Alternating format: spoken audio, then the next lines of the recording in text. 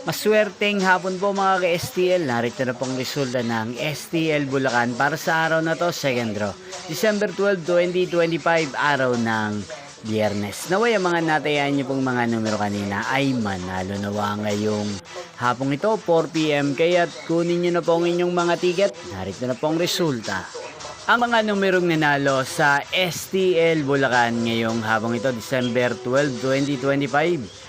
4 PM second draw result 15 at 26. In exact order again, 15 at 26.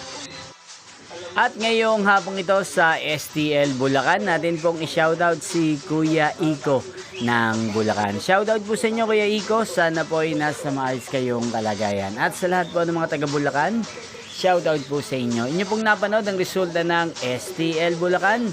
Magkita-kita pong muli tayo mamayang 8 PM para sa third draw result ng STL Bulacan.